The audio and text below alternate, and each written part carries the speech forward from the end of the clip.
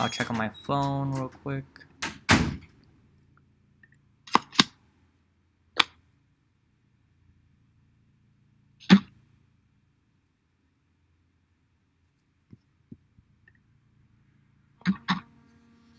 Alright, give me 1 second.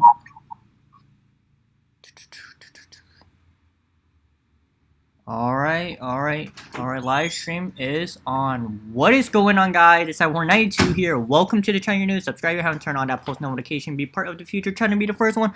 Drop a like within 5 seconds or you will lose all your friends tomorrow morning. You don't want to willing to risk it for the biscuit. You already know what it is.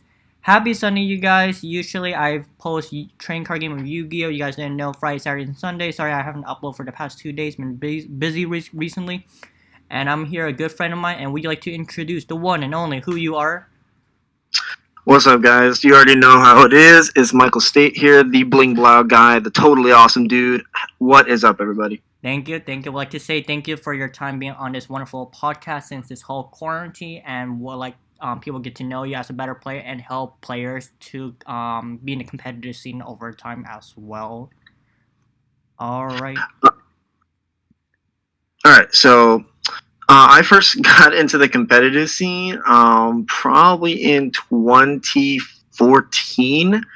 That's right around where I started to actually travel to events.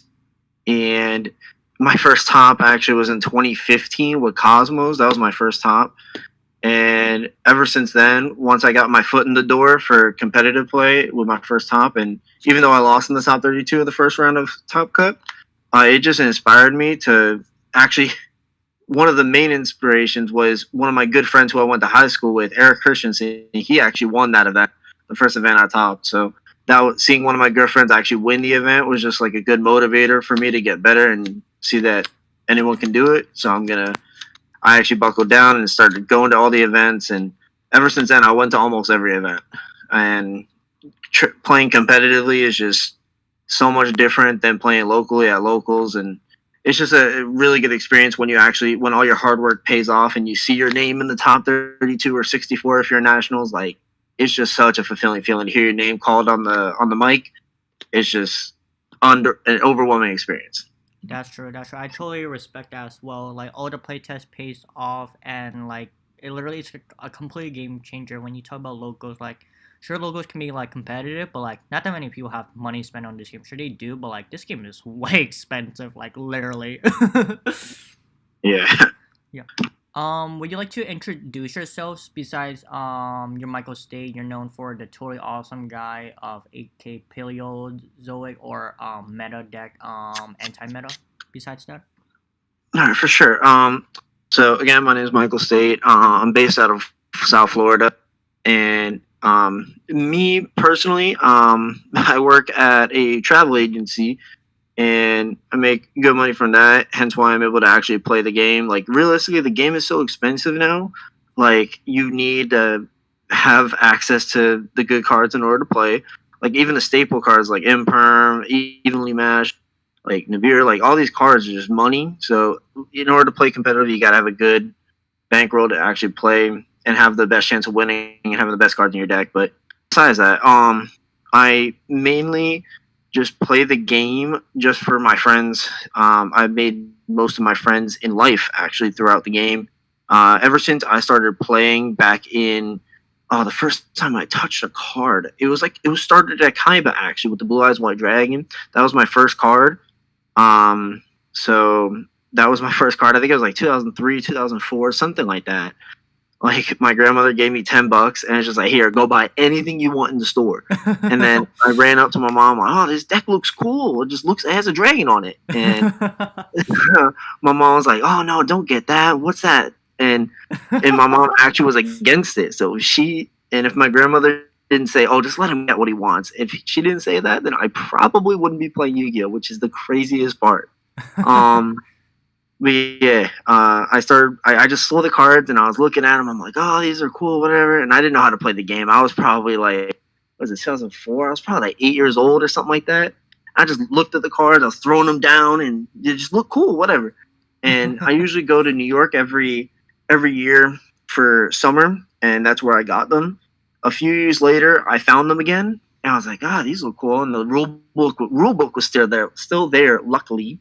And I just read it, and I was like, all right, Mom, I want you to take me to a tournament.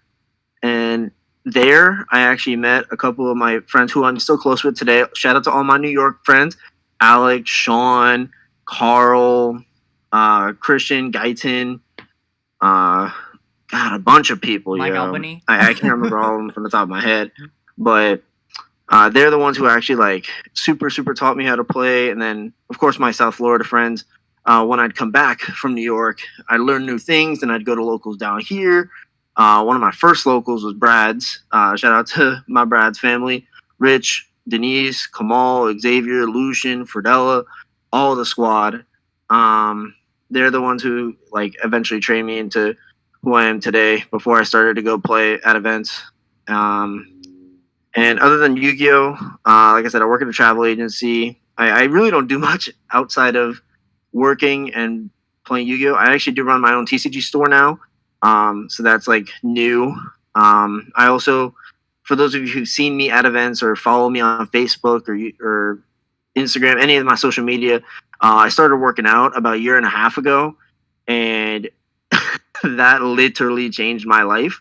For those of you who know me before the gym, I'm a completely different person, and it's become a lifestyle now. And even ever since the gym opened back up, I go safely, of course, wearing a mask, like cleaning all the stuff, of course. But the gym definitely changed my life for the better.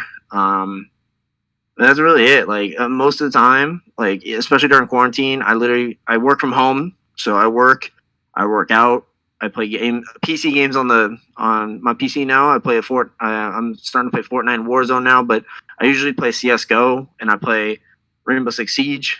So I got a bunch of activities outside of work, and then of course Yu-Gi-Oh. I go online, I test with a bunch of people, and yeah, that's about it for me. Dang, that's actually wonderful stories. Before getting to the next question, I have some. When you got into Yu-Gi-Oh, did you watch the anime or you just randomly like went to a store, then you say, "Oh, this is pretty cool"? Yeah, so like I actually didn't watch Yu-Gi-Oh until like 5 years after the fact, 4 or 5 years after the fact, until I saw it on TV. I didn't even know there was an anime for it. Like I said, the first time I even saw a Yu-Gi-Oh card was when in New York when my grandmother gave me $10 and I bought the deck. So that was the first time I saw a Yu-Gi-Oh card, knew what Yu-Gi-Oh was, and I didn't religiously watch the anime. Like every time I saw it on TV and there was nothing else to watch, I'll watch it. I actually did enjoy GX. That was probably my favorite anime, other than 5Ds. GX and 5D is definitely my favorite because, like, me personally as a person, I'm a very like, how do I describe it? I'm very like, okay, I just didn't like it when things didn't make sense. So like when I saw the episode of like Giant Soldier Stone attacking the moon, like I'm like, that doesn't make sense. What? Yeah, I And feel. it just became a turnoff. And then like GX and 5Ds actually became more about the game, and it like did break the rules. Like it was just so much better. That's why I like those shows more. But yeah, I started watching the anime like way after I started playing. That is crazy. You're like similar to Ben Leverett. He never watched a single Yu-Gi-Oh anime. Like I give you credit on that part. You watched 5 years after when you got into the game. That's crazy. Oh no, don't get me twisted. I True, actually true. watch a lot of anime. That's true. That's true. I watch so much anime. I'm definitely a Dang, nerd. I respect that. And the other questions, yeah, that's pretty cool that you change over time. Your workout routine. You're like basically Samantha. Star Trek duelist that you guys have similar in common with as well. Hmm. Yup, yup. And congrats on your working as a TCG player store or something you mentioned about that as well. Hmm. How Appreciate that. yup, yup. How old are you if that's okay asking? Just turned 24 in March. Nice, nice. Congrats. And anything things to do over time over there in Florida? I mean, Florida, like right now, is probably one of the worst states to be in terms of the COVID because things are opening up, closing back down, opening up, closing back down. Like Miami, my down south in Miami, they're completely shut down again. While in Broward, where I'm at. They're still open for the most part. Like gyms down there are closed, while up here they're open. Like right now there aren't. I mean, obviously pre COVID, there's a lot of stuff to do down here. There's the beaches, there's the club scene. There's probably one of the best sites for locals in the country because of all the players down here. Me, Kamal, Ruben Penarada, like a bunch of people down here, like are really really good. So Yu-Gi-Oh scene is really really popping down here, South Florida. Yep. But yeah, like there's a lot of stuff to do. Like Orlando is like a 3 hour drive from here, so you get to go to Disney, Universal, the Keys. There's so much to do in Florida. I love it. Yeah, thank you for sharing the information. I heard Disney is really nice over there as well. Hmm. Let's see what else. How many Yu-Gi-Oh events have you topped, like all combined? Would you say, like top of your head that you might remember? I actually have topped 9 premier events, and I have 8 regional top eights. No wins, unfortunately, yet. I got 2 second place tops. Hey, don't worry, And you're then, getting there. You're getting there. yeah, yeah, eventually I'll Yep. get it, but Oh yeah, about practice makes perfect. yep. That's true. That's true. And like before get into the competitive scene, how many hours would you put in like before the event? Would you say? See, this is where I've changed. Prior to, I'd say, my most recent top at the Invitational, where I got second place at PPT. Mm-hmm. Prior to that event, even during that event, like I am a player that does not play test. Now, don't get me wrong. I don't want you guys not to play test. I don't. I encourage playtesting, but me as a person, obviously my view has changed from then. I'll go into that as I get there. But like before, like 2020, like pre 2020, I'll say pre Mm-hmm. 2020, I did not believe in playtesting because I spent so much time in the game. I know how cards work, and my theory on getting ready for an event is once I figure out what deck I'm playing, I just read the cards. And then I just look at the meta, see what's there, see and build my deck accordingly. Now, um, once you actually sit down in a tournament and actually play a match, it's completely different than you all the theory in the world. So once I figured that out in 2020, going into YCS, the team YCS in Vegas, with Faisal Khan and Imran Khan, 2 good friends of mine, we teamed up and we put as many hours as possible into theorizing our deck, looking at the meta, making spreadsheets, all this stuff. Like we went into so much detail, and we actually play tested matches like online, and that definitely helps. So I definitely encourage play testing. I have learned because throughout playtesting, even if you choose your deck, you might, after playtesting matches online, you might be like, dang, this deck isn't as good as I thought it was in theory. So definitely, you want to playtest as much as possible. And now going forward, once events kick in, you can expect some real results from playtesting. Yep, yep. Like you say, thanks for the share. The really unique story about your competitor scene. Like that is crazy. I remember like you came back to the event. You have no idea what were you doing. You came second place. I forgot which event was that. Do you remember that event that you got second Yeah, place? it was the PPT Invitational. Yep. That I'm not even joking. I haven't touched a Yu-Gi-Oh. The last time I touched a Yu-Gi-Oh card prior to that was the Nationals that year. Actually, no, Damn. Dallas, the YCS Dallas in October 2019. But I didn't play for real. I just borrowed an Altergeist deck and I just played that because I didn't know what the hell I was doing. But prior after that event, I didn't touch a Yu-Gi-Oh card. I was playing Magic. I was having a good time. But then 2 weeks before the event, I was just like, all right, Spiral seems like a good deck, and I tried to learn it as much as I could, but I still didn't know what the heck I was doing. And I learned the deck. I'm not even joking. I didn't play test online. I didn't play test um, in IRL. I didn't do any play testing. I was with Joe Bogley, my brother, and Dom Couch, another good friend of mine. And we're in the room together. They were playtesting all night. I was just looking at the cards, reading my cards, and just making sure I knew what the cards did. But then my playtesting began round 1 of the event as I sat down, Oh. and I knew what the combos were because I solitaired like Souls Trap, Souls Goods, all that. I solitaired all those, so I knew what my combos were. But like playing through hand traps and like playing through suboptimal hands, I learned that as I was playing, because realistically, I'm a very, very, very good technical player. That's where my skills are. I'm not that good at deck building. I'm not that good at theory, but I'm amazing at technical player. Like if you put a puzzle in front of me, I'll do it. Like that's where my skills shine, because previously my best tops, my second place at Anaheim and my top 8 at Nationals 2016 were both with trap decks. Yep. So, of course, those decks, you have to be good with your resources. You have to be good with technical play in order to do well with those decks, especially in formats where much more aggressive decks, much more combo-oriented decks are a thing. You have to be good at deck building and theory, as well as technical play, in order to succeed with the slower decks that existed, like Cosmo Demise, which I played, and Paleo, which I played. So yeah, you just have to be a very good technical player in order to do what I did. Like it's not, it's rare, but it does happen where what I did, I was retired for 6 months, just coming back into the game and getting a second place out of literally nowhere. That was back unheard to of. back. Yep. And like I give you credit, I've never seen anyone ever accomplish that. I would say like you're like probably like one out of like who one out of like couple thousand players who play this game. That's crazy as well. Mm-hmm. And like, do you recommend players like playtest in real life or on Dueling Book? What's your recommendation to them?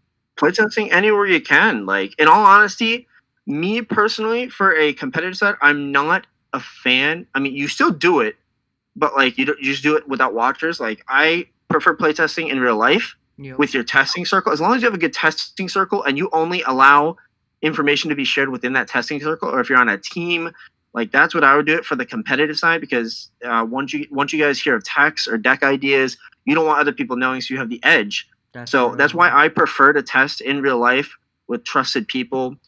Whereas on Dueling Book, if you want to play against, if you want to get the best results, you got to play on rated.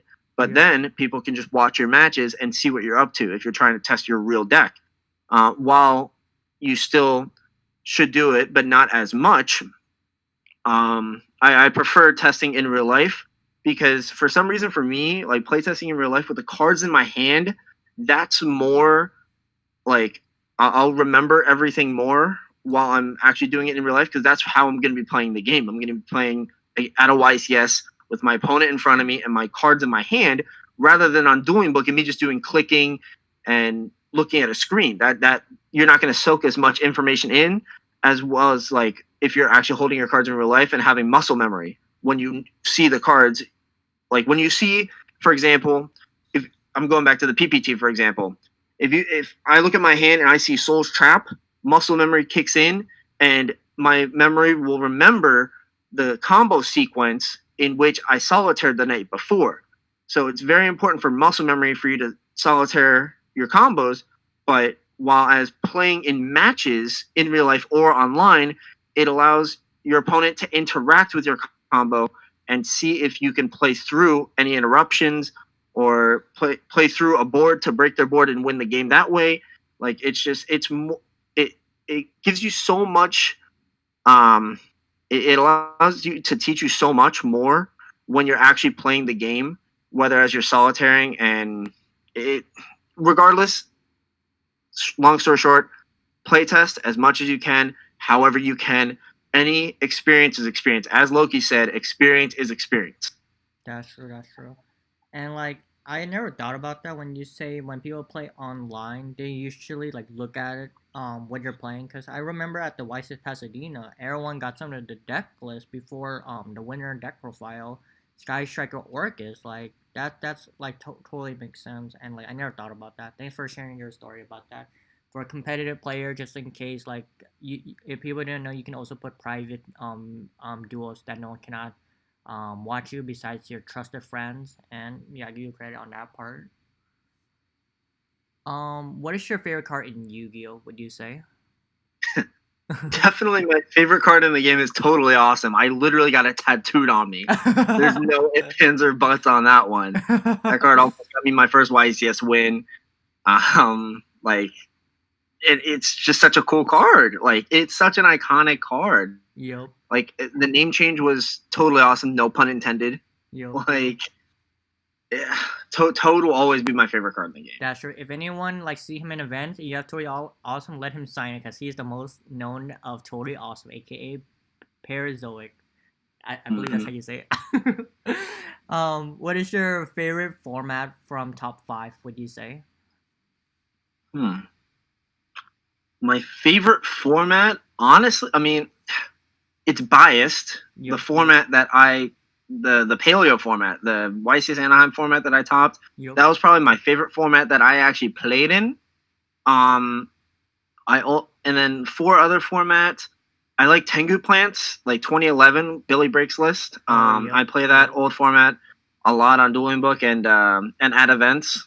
Another format, which is probably the first format in the game with a ban list, the 2002 vanilla format. Yep. I play this a lot at events as well.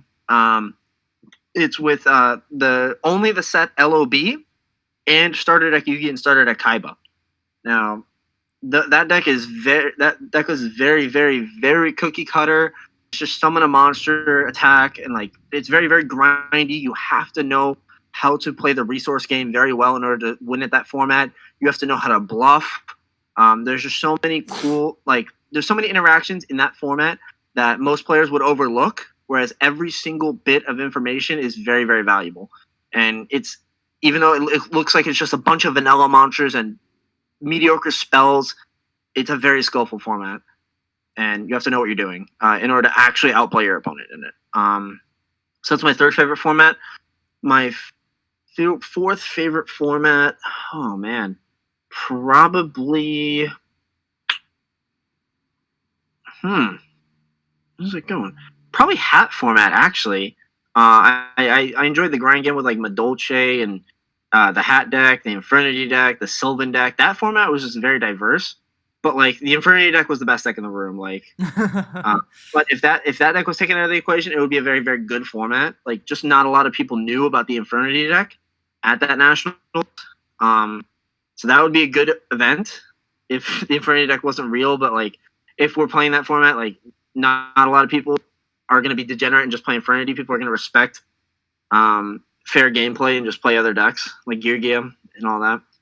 And then 5th favorite format, Teledad format. I've actually built those decks max rarity, and that was a very good format to play. Nice. Like, it's just OG, like something Stardust Dragon, Thought Ruler Archfiend, Red Dragon Archfiend, Dark Arm Dragon actually being played. Like, it's just a really fun format. So many interactions with it. Oppression, obviously, like, most people don't play with Oppression, but Oppression was legal. Yep. Just so many cards that like aren't able to be played right now to their fullest extent were able to be played back then. It was just such a good mirror match. Yep, totally agree. And also that format was super expensive during that time, wasn't it? Oh yeah, Dark Arm was like probably $100 or plus or something like that. Dark Arm was like $300. D-Draw and Malleus were like $50. Crush Card was like $500 as a gold rare. Like, that format was way too expensive for like a child to play. Like, that format was not meant for kids. That's true. Like, I remember playing Gladiator Beast at my local while everybody was playing their Teledad deck, and I was doing well, but like, obviously I couldn't win every Teledad matchup. But That's true. yeah. Least favorite format, would you say? Whoa. Least favorite format.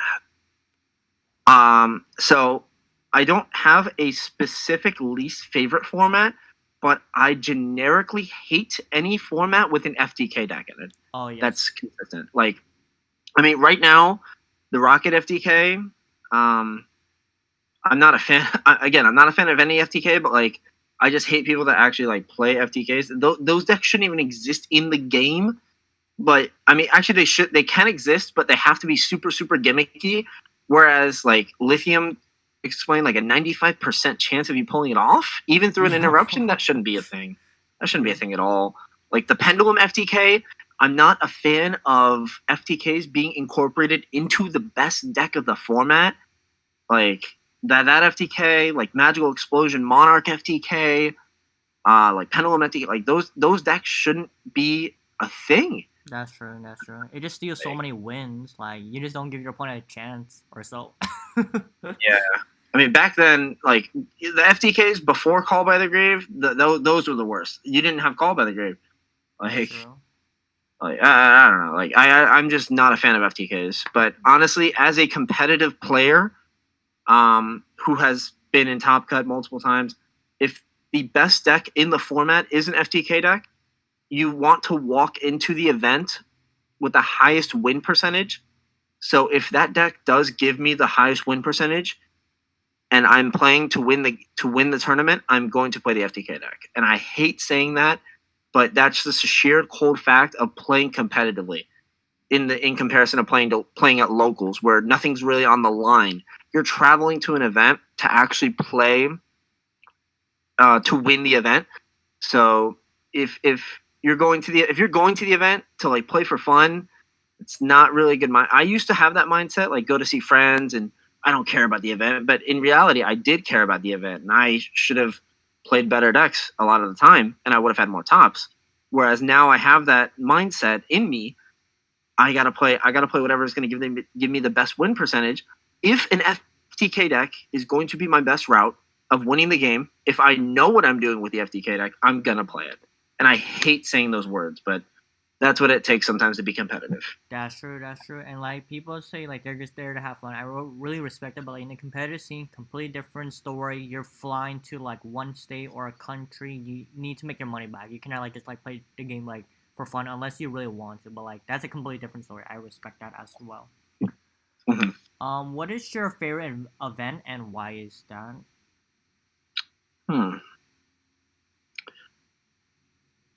That's a good question. Like every event to me is my favorite event. Like especially when I haven't seen my friends for long periods of time, months even, Mm-hmm. I would walk into the event, see my friends, and just feel the happiest I've ever been in my life. Like I truly do play to see my friends, and every event, one after the other, every time I see them, it Like fills me up with happiness, and I love all of my friends that I see at these events.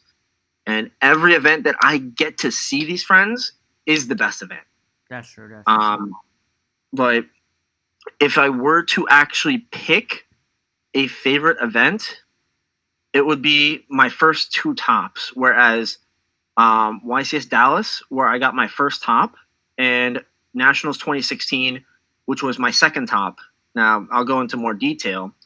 With Dallas, I played what I enjoyed, which was Cosmo. No, note, this is the first set of Cosmo. No Dark Destroyer, no Dogfighter, no nothing. My Cosmo lineup: three Farm Girl, three Good Witch, three Forerunner, three Slip Rider. That's it. That And is crazy. I walked in the room knowing what I was doing in a field of Necros, which was a baddish matchup, in a field of like Shadal, in a field of BA, Satellar Knight, Cleafort, so many different and better decks. I walked in there and I felt what I thought was the most comfortable deck I played, and I actually got my first top. And that is like the scene. I don't know if anybody's ever watched Kuroko's Basketball when what's his name, Aomi was at the gate, or no, Kuroko and okay, somebody was at the gate. I think it was the red haired guy. I haven't watched that anime in forever, but either Kuroko or Aomi. I topped, but even though I lost, I saw the door open, and I'm like, I want to open that door, and that's what really pushed me to start taking it seriously, play testing with my friends, getting a testing circle together, and like actually kicking into overdrive. And then I was able to open the door at Nats 2016. I played Cosmo again, and I played Cosmo Demise. This is when full power, I think two or three teleport. Dark Destroyer was out, and at three, like there were so many good cards for that deck, and I had it going. Now this is what the deck was. This is when the deck was not really as known. Um, it was not really as known because people were playing BA. BA was the best deck at that event. PK Fire. PK Fire was at the event. Monarchs were at full power, and that's what won the event. Again, my friend Eric Christensen won the event. That's crazy. PK Fire, Monarch, Pendulum. I can't even remember what other decks there were. There were so many other decks that probably were better. But then I played Cosmo to mine. I went 10-2 in Swiss. I started 4-0. I lost round 5 to a Jinzo because I didn't open Chaos Trap or Warning, which is funny. But I won out. Actually, I won around 6. I lost round 7. And then I won until round 12. And I went 10-2 after Swiss, got 20th. And I played all the way to top 8. And I was like, all right, the door's pretty much open. The door's pretty much open. And it was my dream. My dream still to this day is either to go to Worlds or to win an event. Now the door was almost open. I got my foot through the door, and I misplayed and I lost in top 8 to continue on. Now I still had another chance to go to Worlds, and it was in my 5th, 6th playoff match. And this was supposed to be in the written feature match, but they didn't post it. I don't know why. But I'm playing against another Monarch deck. Or no. I lost to PK Fire, which was Tommy Rowe. Shout out to him, who's actually on my team right now. And then I played against a Monarch deck. And game 1, worst hand I've seen that entire tournament, and it was disheartening to see it come right there. I drew 3 Cosmo Town and 2 traps. So I just had to set 2 and pass. And he just monarched me, and that was it. And then game 2, it was a grind game, and he outgrinded me because Monarchs have a better grind game than me. Yep. So I lost both. So I didn't get to go to Worlds that year. But again, that's where the door was pretty much open, and it just wasn't meant to be. And that's what kept driving me to keep playing, to fulfill the dream of going to either Worlds or winning an event. Yep. And then little did I know, later on in the year, Anaheim 2016, I got my chance at it again to win an event, and then Desires destroyed me. So, yeah, it's goal. Point of this, just you get so close, but just don't. If you get cut short, don't give up, especially if it's something you really, really enjoy. Just keep going. Yep. That's it. That's a pretty good story. Thanks for sharing that wonderful story, by the way. And also, like, this game does take a lot of luck, and most of the time it's skills, most likely as well. Let's see what else. Who is your favorite player, and why is that? Oh man, who's my favorite player? Oh, there's so many. Oh my gosh, I know a lot of the better players, like from compared to when I didn't know anybody or didn't have any top. I would look up to so many of these people, and then now to this day, they're all my friends. We're all talking and stuff like that. Right now, I don't want to say who's my favorite player because I have a bunch of favorite players. Yup. The player who I looked up to the most got to be tied with Jeff Jones and Billy Brake. It's very, very close. I can't pick one. That's true. Because those two, like, when I just started, those two were always in the top cut. I would always read their feature matches. Yup. I would always look to see what strategy they were playing, how they built their decks. Like, those two were pioneers of the game, and I have the utmost respect for both of them. Billy doesn't play as much, and Jeff doesn't either because he's working on Argent Saga. Yup. But I have the utmost respect for both of them. That's true. Definitely my role models. That's true. Same here as well. And also, when you mentioned about Jeff Jones, you're kind of like similar to Jeff Jones in the way the deck build. And when you say you don't play no Cosmo Destroyer during that time, that is insane. Like, I never seen any deck profile like play that. Like, I give you credit on that part. Yeah, like I mean, it wasn't like by choice. I mean, Dark Destroyer wasn't out during Dallas format, so I didn't have a choice. I couldn't play it if I wanted to, but Oh, I didn't know. yeah, I just played with the cards I had and took me there. What is your favorite Yu-Gi-Oh memory? Would you say? Damn. Honestly, My favorite Yu-Gi-Oh memory. I that's a good question, you know.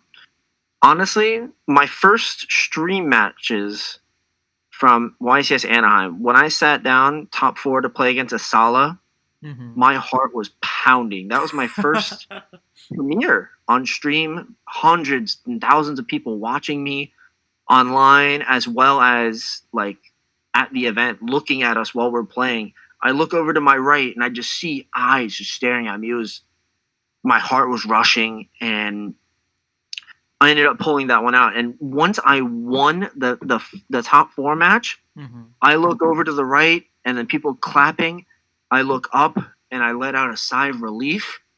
I was like, I'm about to be in the finals of an event. That's surreal. Like when it like, and that goes back to what I was saying before. Like when your foot's through the door to see all your play testing and all your practicing like pay off. You can't describe the feeling, and that's honestly probably my favorite Yu-Gi-Oh memory. Just seeing the people clap for me and people like shouting out my name and seeing my close friends support me at that time, and it was surreal. Yeah, I feel you. And when you say you play against Isala, right? Isala? Hmm. Yeah, Isala is also most known at the competitive scene as well. That's crazy. I give you credit on that part. What is your worst Yu-Gi-Oh memory? Would you say? Hmm. Um, Probably my worst Yu-Gi-Oh memory is up there with my best. It's not the Anaheim memory. It's um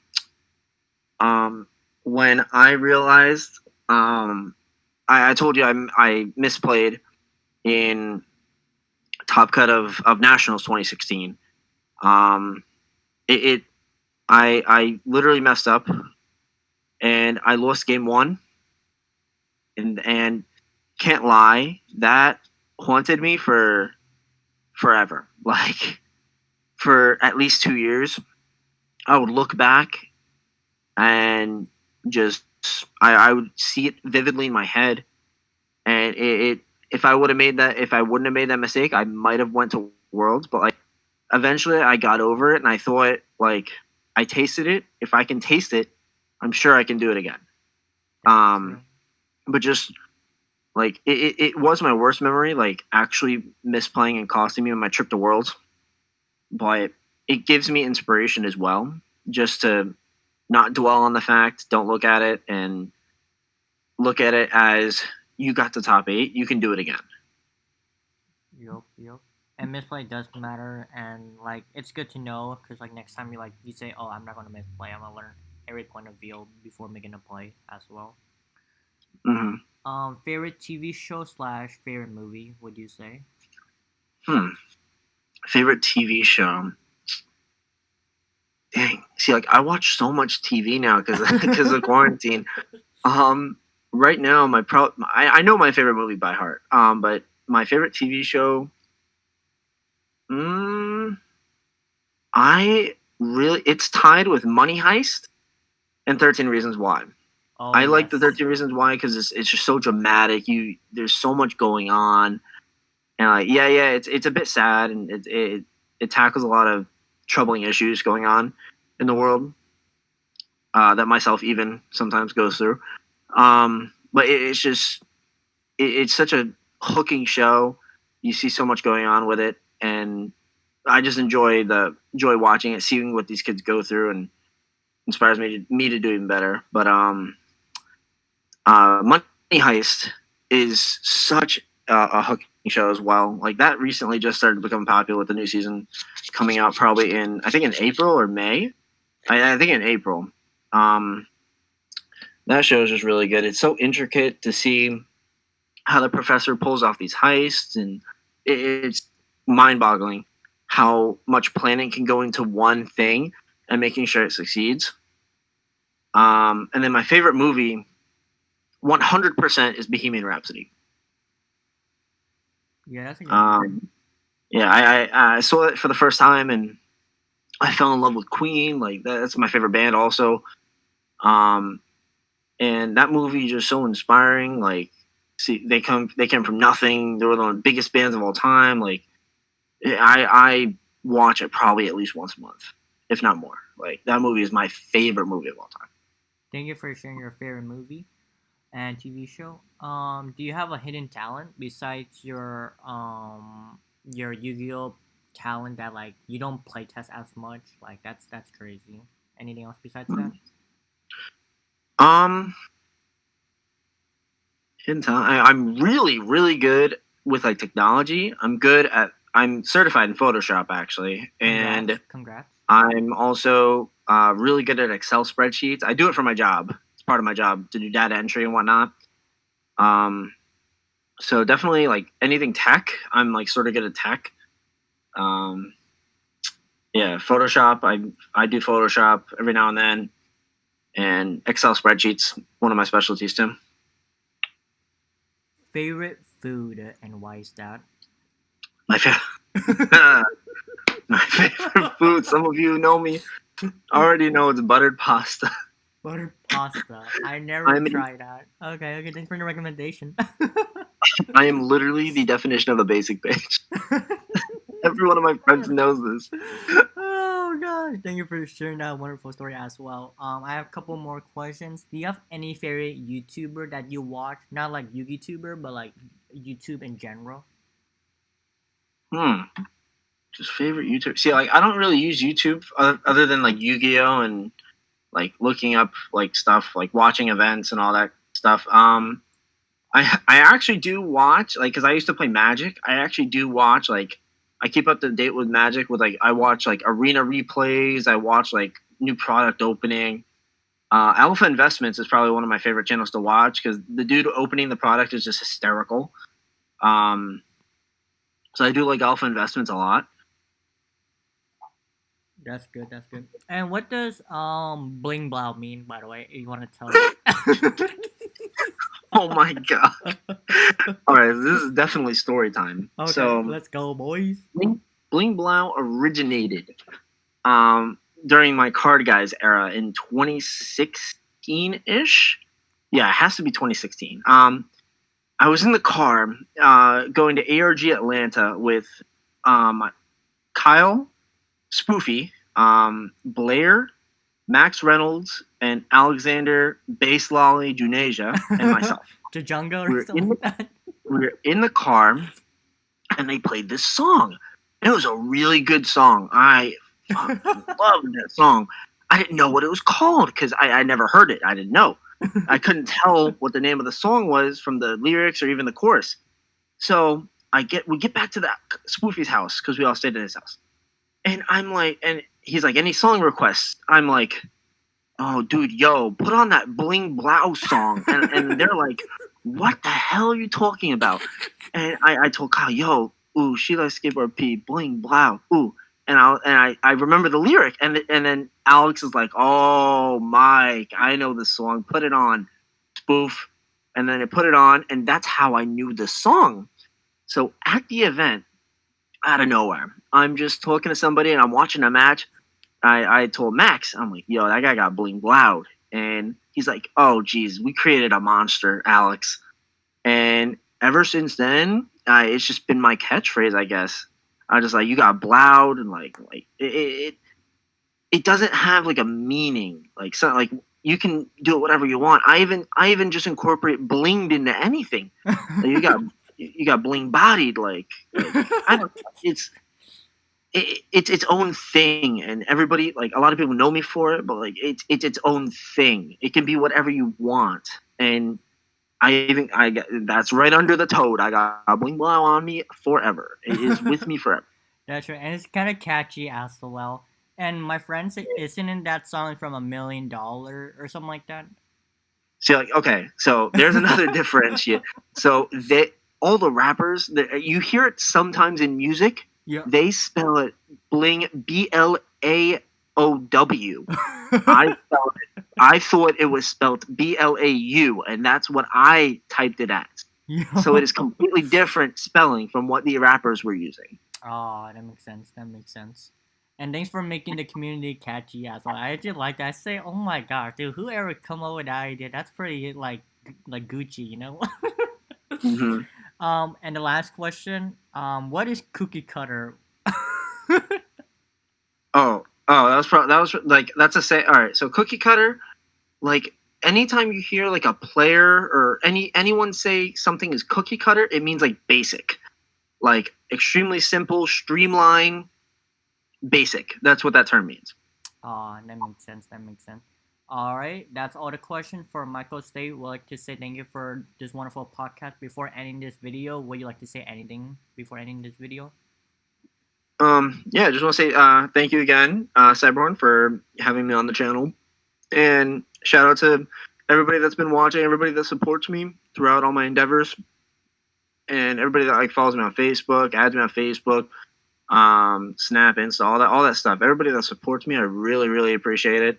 And everybody that comes up to me at events, asks me to sign cards, especially recently, for saying, "Oh my God, you look so good from the gym," all that. I really appreciate each and every one of you because it keeps me going. At the end of the day, there are some days I just wake up and I'm just like, "What the hell am I doing here, yo?" And like I some days like people just out of nowhere are just the kindest to me. It really, really does keep me going. And I want to say thank you to each and every one of you. And also in terms of Yu-Gi-Oh, like again, I I never, and I mean never, would have thought I would ever get to this point. Whereas I'm quote unquote a pro player, like interviews all the time, signing cards, all this stuff. I never would have thought I would Mhm. get to this point, but it's been a journey. It takes so much time, so much dedication, so much effort to be put in. Yup, And yup. even if you think that you can't do it, I thought that I would never be in this position. So if you put your heart out, if you give it a go, if you really truly give it the time and determination, anyone can do it. Anyone can be good at the game. That's true. Just keep on practicing, keep on doing the usual, feel comfortable playing the deck that you feel comfortable, and have friends that help you or look up like deck profile because like we're here to support players because like we're not going to play this game anytime sooner. So it's always good for net deck and change the build, anything, and like it's pretty cool. All the players showing their theories and like their analytics of like why they play in certain cards, and yeah. This is our Warner 92 is signing out. Peace.